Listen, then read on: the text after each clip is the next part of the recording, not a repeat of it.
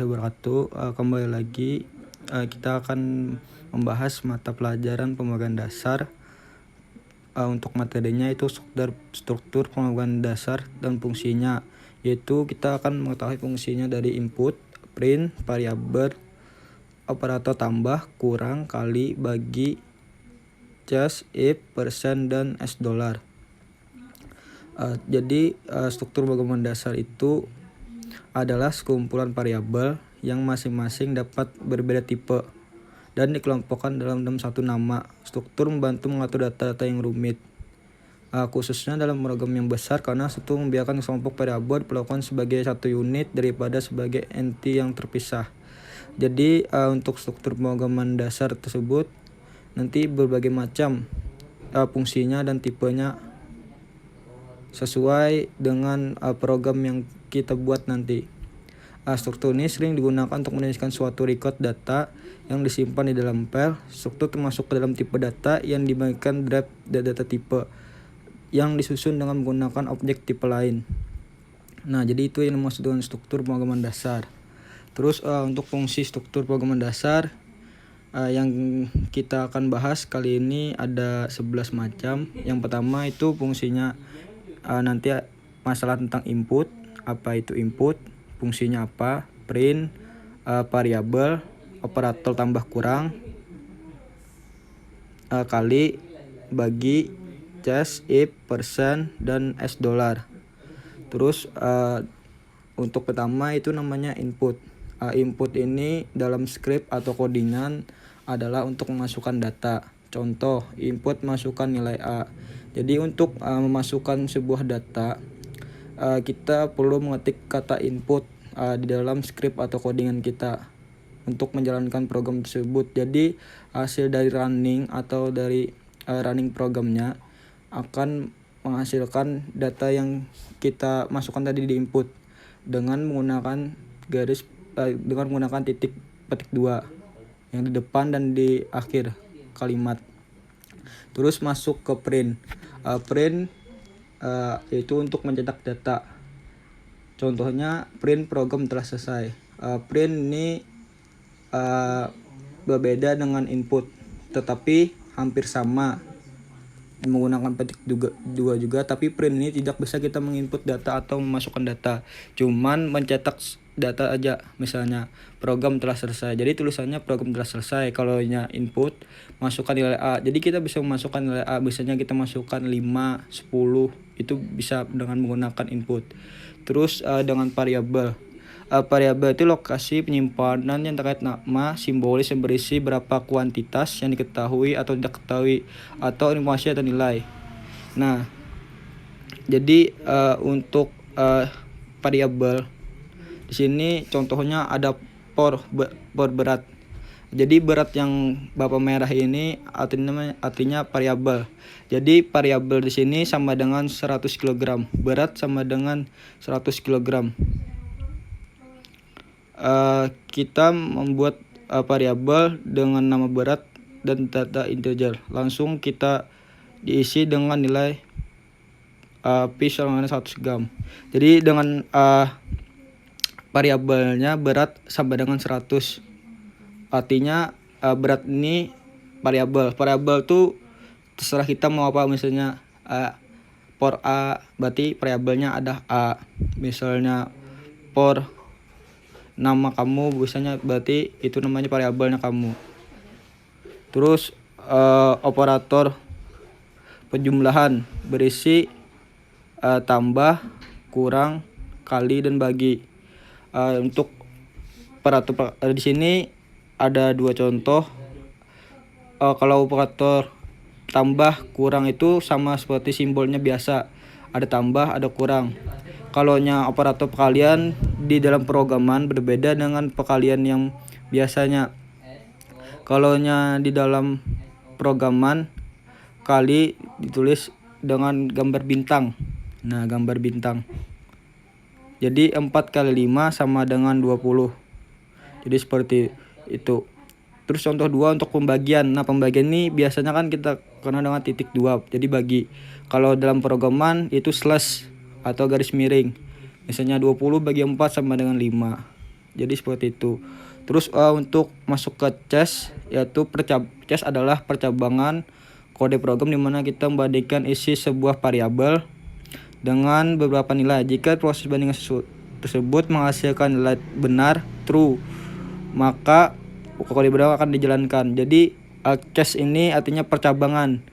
Cache ini bisa berupa benar, maka akan lanjut ke cache yang selanjutnya. Kalau yang cache salah berarti kembali ke programnya, itu program telah selesai. Nah, contoh di sini select cache opsi persen, memilih percabangan dari cache 1 sampai 4. Jadi sesuai yang kita mau, misalnya kita milih cache 1. Cache 1 ini masalahnya tentang A jawab sama dengan A tambah B. Artinya kita melakukan percabangan pertambahan. Jadi program itu menjalankan pertambahan. Terus misalnya kita mau pembagian, kita pilih cache 4, yaitu jawab A/B, artinya dibagi. Terus misalnya if adalah sebuah struktur logika untuk membuat percabangan. If ini hampir sama dengan cache tapi berbeda. Di sini adalah contoh if angka sama dengan 12. Nah, if ini sebuah percabangan. Terus masuk ke persen. Persen ini fungsi percabangan cache. Bilanya kita menggunakan percabangan cache pasti menggunakan persen. Contoh select cache opsi persen. Nah, jadi pakai persen. Sedangkan untuk $, ini fungsi percabangan untuk if. Jadi if C ini nilai variabel sama dengan dolar. Y kapan Y go to 30, S go to 210. Jadi seperti itu. Artinya persenan ini untuk cache, $, untuk percabangan if. Oke, terus untuk programnya di sini kita menggunakan semua program yang kita ajarkan tadi. Yang pertama itu di sini menggunakan kata print.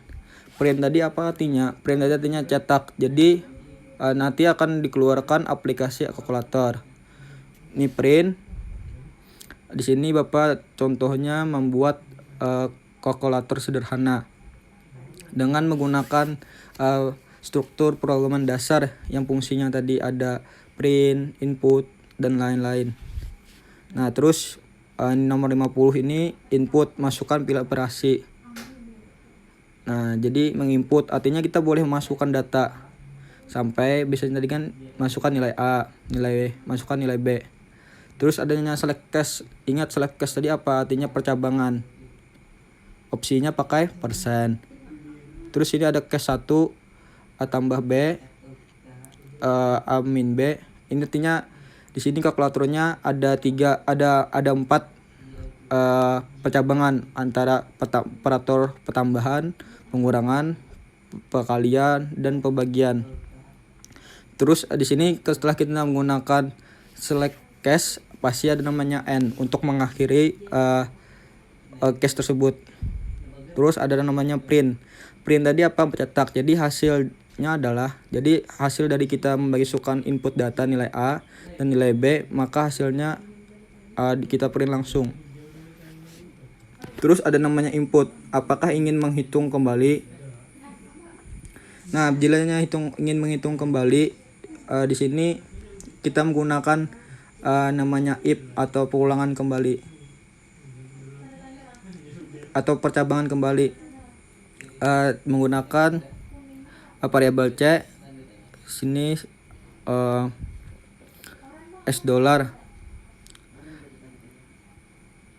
Terus bilanya ya, maka akan kembali untuk nomor 30, yaitu penjumlahan. Terus bilanya tidak, di sini atau ada n, maka 210 kita lihat print, artinya terima kasih telah menggunakan aplikasi ini, artinya yang penjumlahan kita selesai. Terus kita akhiri kalimatnya dengan kata n untuk mengakhiri sebuah program. Terus kita lihat hasilnya. Nah, aplikasi kalkulator kita lihat di print. Nah, artinya mencetak. Sampai pembagian, artinya print, mencetak. Terus adanya masukan pilihan operasi. Nah, pilihan operasi ini kita menggunakan tadi namanya input. Nah, jadi seperti itu.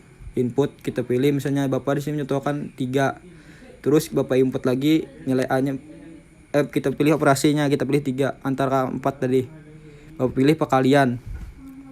Terus masukkan nilai A. Nilai A di sini apa? Yang menggunakan input tadi.